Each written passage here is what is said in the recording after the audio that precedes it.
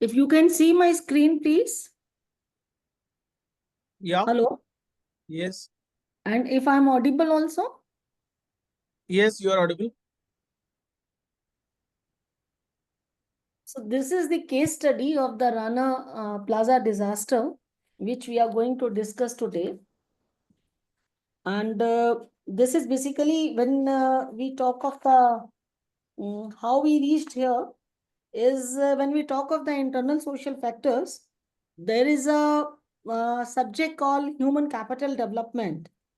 And in when we talk about that, then we talk about the working conditions and of the employee at the workplace, where the health and safety is also very, very important, that is required to be maintained by the employer.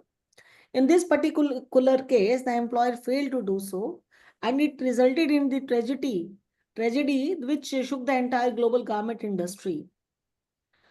Um, the presentation is structured where initially we are going to discuss about the global perspective, then the incident as such, and the cause of the incidents, then how it has resulted in the human right violation, whether there was a responsibility of the brands who were getting the things done from the Bangladesh, what action was taken, what was the follow-up in terms of a Bangladesh Accord and ICCR, what lessons have been learned, and what is the current status? Are we there where we started? What media has to say about this? If we look at the global entire garment industry perspective, where the Asia is placed, Asian clothing expert, Asia is doing the clothing export for the clothes of the entire Western countries, and it is rather dominating. And the key players have been China, Bangladesh, India, Vietnam, and Pakistan.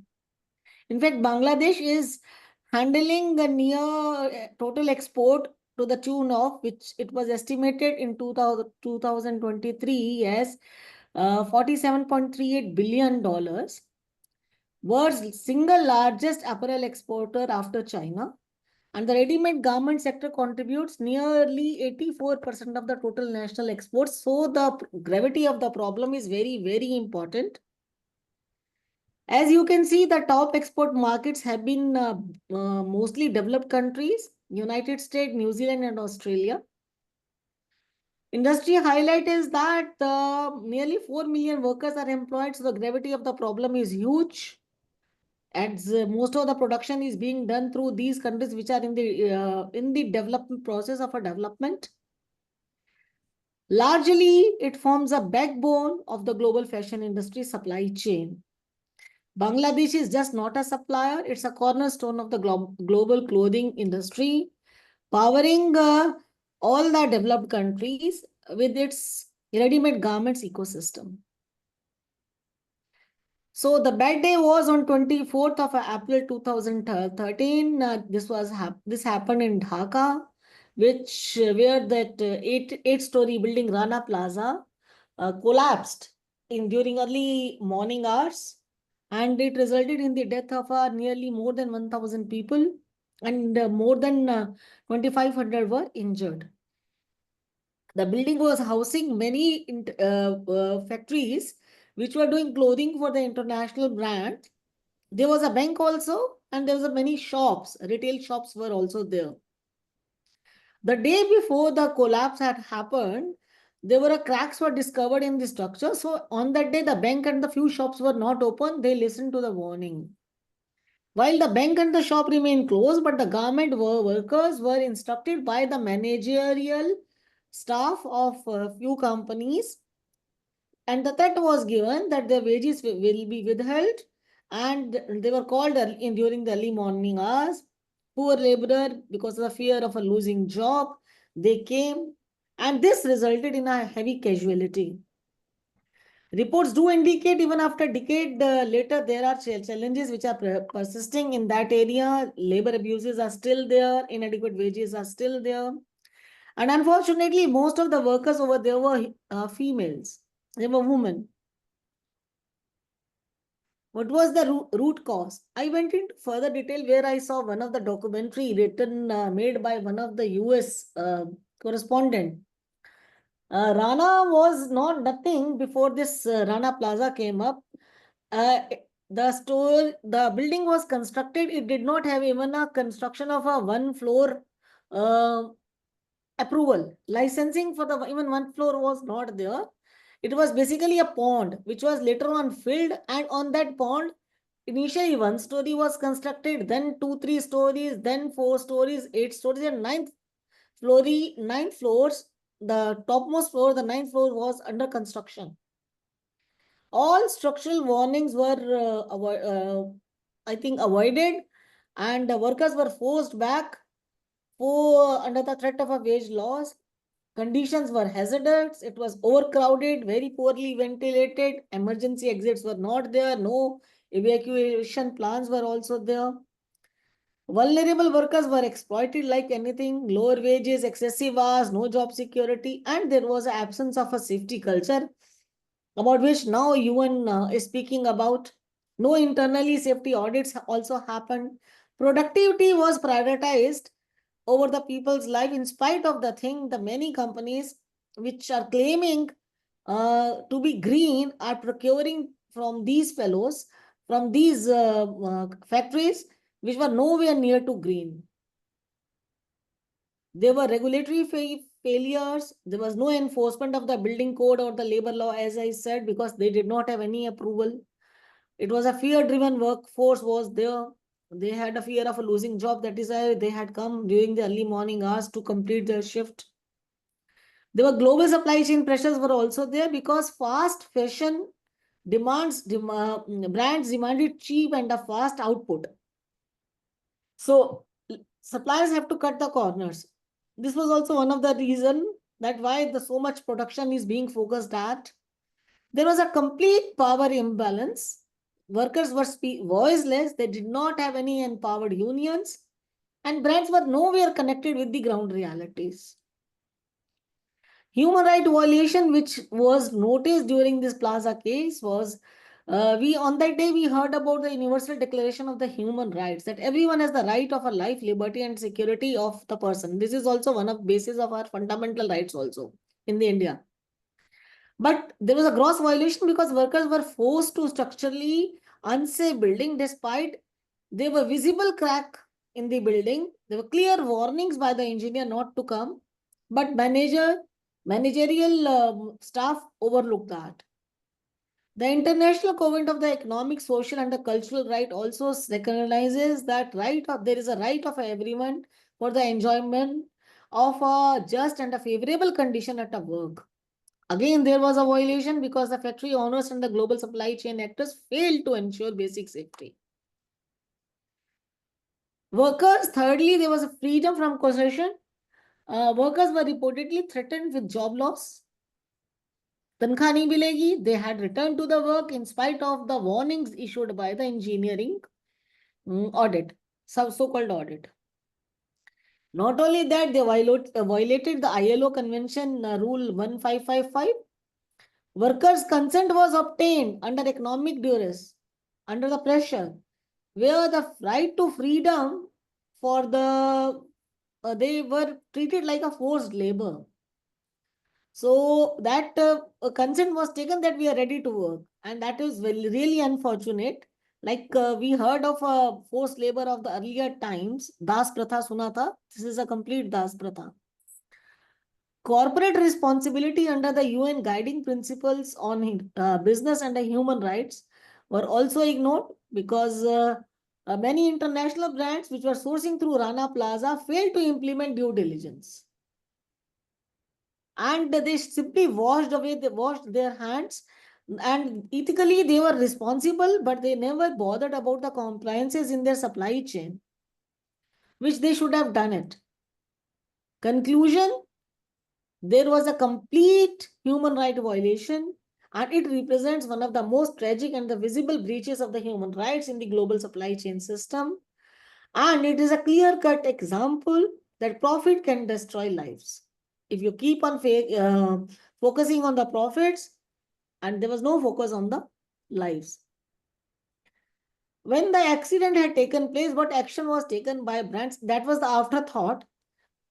As we can see, the brands like Marks and Spencer, H&M were there. They did some financial contribution also to the tune of $5 lakh dollars annually. This agreed to contribute towards the independent factory inspections, and there was an installation of a fire safety measures. Government also, there was a media coverage on that. Government has also taken certain initiative. They summoned the retailers. He ran away. Later on, he was caught after 4 days of chase. UK government had summoned the retailers also to ensure that there is a collective effort in preventing such disasters. This resulted into an agreement between tripartite agreement between the brands, between the factory owners, and the government as such. Compensation for the victims and the families was arranged. This is called out of grace, something called ex gratia. And the brands were also told to pay a portion of their compensation to the stakeholders, including the Bangladeshi government, and the Bangladeshi government manufacturers and export associations were also involved. A clean new concept came up, Clean Cloth Campaign. Then came the global coalition. There was one accord was signed. This was signed in the month of May, just 1 month after the episode. It was kind of a legal binding agreement between the brands, retailers, and the trade unions, which now came into the picture to ensure the safe working at the workplace in the Bangladesh government factories. And it also mandated about the independent safety inspections and public reporting of the findings, which were tried to be in fact, media was also manipulated to some extent at that time. There was an alliance also for the Bangladesh workers' safety. This was formed by North American retailers. This initiative focused on improving the safety standards in the Bangladeshi factories, though it faced criticism for being less stringent than the accord. This is the accord. What was it? It was a legal binding agreement signed in 2013, as I had said, in the month of May. This was signed by 175 brands, and it was aimed to improve the safety standards in the Bangladeshi government factories in terms of electrical safety, fire safety, and the building safety. Key feature is it involved nearly 38,000 factory inspections, public reporting, and brand accountability was also fixed. Results came up in 2018. 5 visible results were there. 90% of the safety issues were resolved, as they claimed, in 2,000 factories. 1.7 million workers also were covered, and there were many unsafe factories which were closed. There was a transition, legacy and evolution. System started improving. Ready-made Garment Sustainability Council was formed. International accord extended to other countries following the Bangladesh. Pakistan was the next country in the picture. It is treated to be as a landmark success, but in the end you will see that truth is far from reality. So that we'll see in the end. Another good concept which came up after this episode was this was the Interfaith Center for the Corporate Responsibility, known as ICCCR, commonly known as. After this collapse, this ICCR, Interfaith Center for the Corporate Responsibility, was formed as an initiative which comprises of 200 institutional investors with assets exceeding nearly $4 trillion. The goal was to press the government, global companies sourcing from the Bangladesh to engage directly in reforming the apparel sector by joining the accord. This has done a good job, and this result has given a fruitful results also. It is an ongoing process. It continued to access the progress. Even now, it advocates the improved working condition over there in the Bangladesh apparel sector. We can call it this as a collaborative effort which has marked a significant shift towards prioritizing human rights and worker safety in the global garment industry. Lessons learned is human right must be central to the global supply chain. That has to be taken care of. It cannot be optional. It is the basic right. There has to be a corporate accountability and that should be legal binding. Voluntary code often fails, so we need to have a accord kind of a thing, like the agreement signed between that brands and the unions and the garment retailers. It succeeded, and because it was enforceable. Collaboration, yes, it results in it always gives good results, but it was voluntary, should not be voluntary. But it changed when brand, union, civil society, and governments they work together. Things change. Worker also need voice and protection. They need unions, they need safety committee, they need grievance mechanisms is essential. These are not the bad items for the business. Should not be treated as a bad item. Rana Plaza disaster was a tragic wake-up call, but it also proved that the global systems can evolve and human dignity can be prioritized over the profit. Current status is that we now have a Ready-made Garment Sustainability Council in 2020 onwards. It has replaced that accord, which was good enforced kind of a legal binding over them. It's a national tripartite body which is being looked after by the government also. They foresee the inspection and the remedies and the training and the worker complaints. The achievement is that nearly 21,000 inspections have been done by them and 1,40,000 safety issues have been resolved and the safer conditions for over 2 million workers were there. There has been tangible improvements regarding there has been installation of a fire alarms, fire doors, emergency lighting, strengthening of a building has been there, electrical system has also improved. Status is there are challenges and the criticism both. There is a black sliding as they claim in certain enforcement standards. There's a weaker accountability fix versus original record. I said Ready-made Garment Sustainability Council. They say the accountability of this council is very weaker. And in May 2021, the Global Union Industrial and the UNI, they withdrew from the RSE, citing reduced enforceability. And global expansion is of this international accord is that it has been extended to Pakistan to replicate Bangladesh safety reforms. I feel that some good progress has been made from the review, though it is a continuous process. And lastly, the media coverage has been there, which is quite disturbing about the entire episode. And the status is that 10 years since Rana Plaza, not enough has been changed. Media is still claiming. And here also, Bangladesh has changed, has recently charged 38 persons for this. Decade after Rana Plaza, safety flaws still persist. A decade after the Rana Plaza collapse, garment workers are still exploited. International media is still reporting. It means this may be true that we are still far from the reality. Still, certain compromises are being made, and we are compromising. The world is compromising. The big brands are still compromising the result, but much has been done. This is all. Thank you from my side. Thank you very much, Rajni. This was, I think, one of your best presentations so far.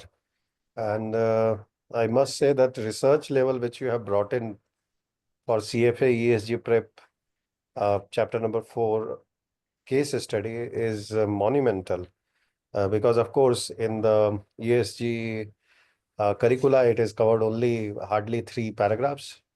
But the depth and the length and the repercussions and different areas which we have brought in shows your real leadership capability and great improvement. So congratulations, and I believe everybody would have time some. मिलेगा तो कुछ भी किया जा सकता है time नहीं मिलता Very good. Very It's good. really good, Rajni ji. It's congratulations. It's good one. Time Absolutely. मिलेगा तो कर लेंगे टाइम नहीं मिलेगा तो नहीं कर पाएंगे नहीं बहुत अच्छा किया. पेज लिख के आपको जान छुड़ा लूंगी नहीं but you did a really good job. Thank you. Okay, so who wants to go next?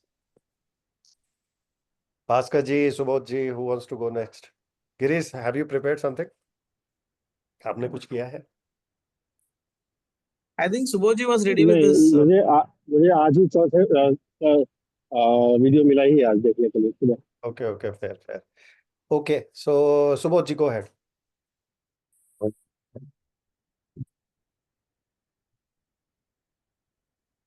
One second. Huh?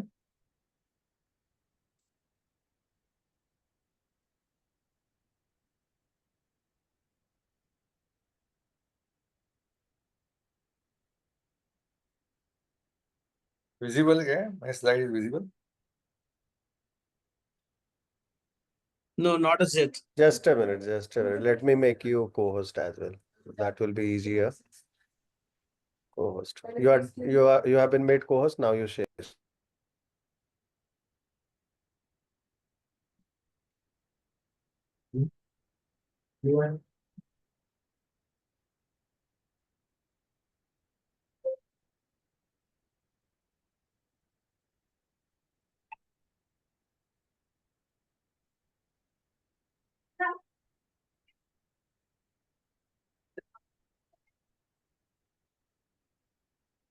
You can make it full screen. Yeah.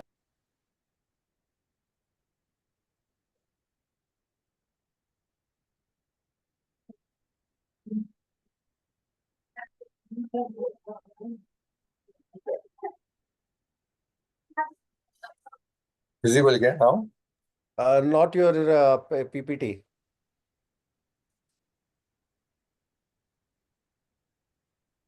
One second.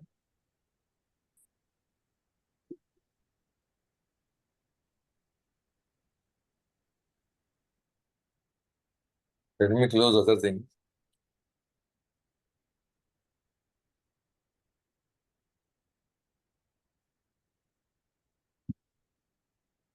We'll talk about the case study of COVID-19 pandemic. It is the largest global health, economic and social crisis. It was started way back in China in around November, December 2019. Sorry. It is spread across the globe due to man and material movement and due to the globalization. So this is a SARS-CoV-2 virus which was responsible for COVID-19. How this is a short history of how COVID-19 pandemic has spread across the globe. First, it was spread in Wuhan, and slowly it has come to the Asian countries, Hong Kong, Japan, Philippines. And in March, it was declared as a global pandemic by the WHO. And more than 4,500 deaths were reported. Out of that, more than two-thirds were in China, and then Italy and Iran. And every day, this was increasing. And most affected country, ultimately, there were 2 lakh deaths in the United States. This was all about the first spray of the COVID virus. Then second, I have omitted. Now we will talk about what are the impacts of this COVID-19 pandemic. We know there was a shortage of medicines, shortage of oxygens, shortage of PPE, and all those things during the 19. And there was a very short supply, and a lot of industries were stopped and all those things there. So there were the major impact was a social impact. The large number of people were affected. Impact were more in the urban area than the rural area. And the people which were affected were of the old age, and people having lesser exposure to health or medical facility were largely impacted. People without shelter or which were there staying in the densely populated area got more impact. Then old age people which are having disabilities and health issues were more impacted, and poor people where there were no running water facilities or other basic amenities were affected. The migrant refugees and displaced people which were staying in community places were more affected. If you say the other side of social, that the people which were having low skill job, means those who were in the cleaning job, were in the malls, or which they were in the elderly care facility, they were more largely impacted. And the people which were having very less immunity, towards this health and poor access to the medical facilities. Those who were hardly insured or uninsured were the largely impacted due to this virus, impact of this virus. So apart from these social impacts, what we are seeing, there were other impacts like economic impacts. So most businesses, those other than the essential like basic foods and medicines, were closed down in the initial phase of the virus spread. So lot of unemployment has come because most of the people, those were not permanent or those were not there and with the industry which were closed down, they have terminated the people and lot of unemployment spread across the countries. And also there was because of restriction in movement of people, also a lot of people got unemployed and there was a huge shortage of foods and basic medicines. And because of that, inflation has gone up and cost of these items have gone haywire during this time.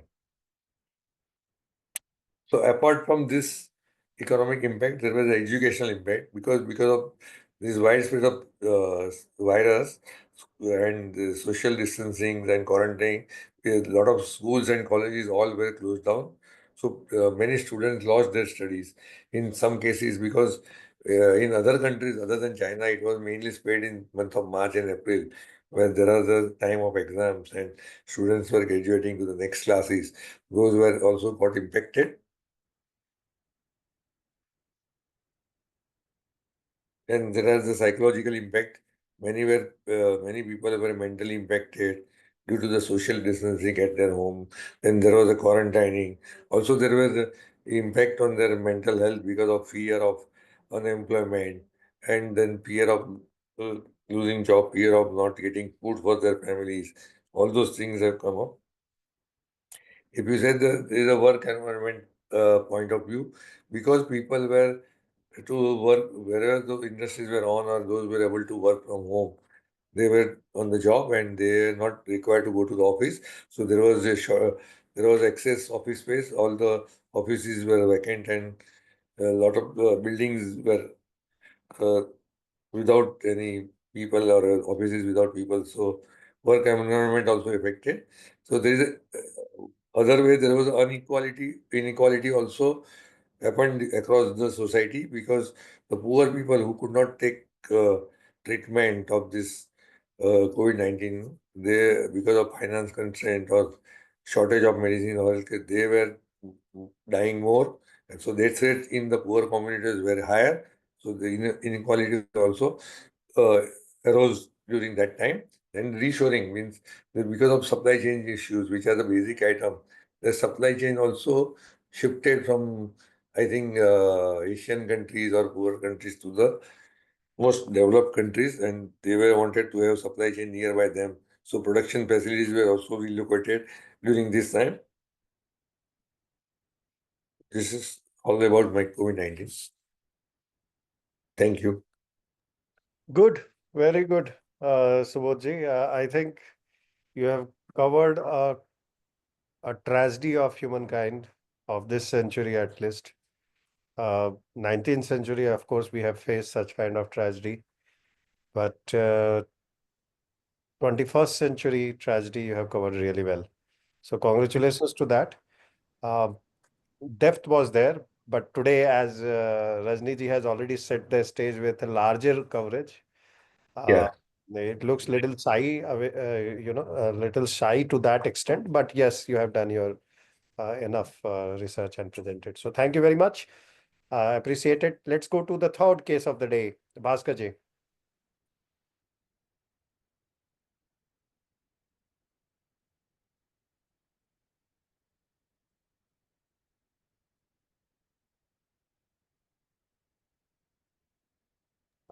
Bhaskar ji, will you be able to present today, or like Ravi, you want to do, Anchika, you want to do it on Saturday?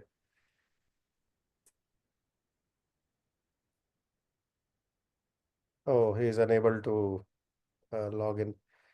But very nice. I think social we have covered really in depth.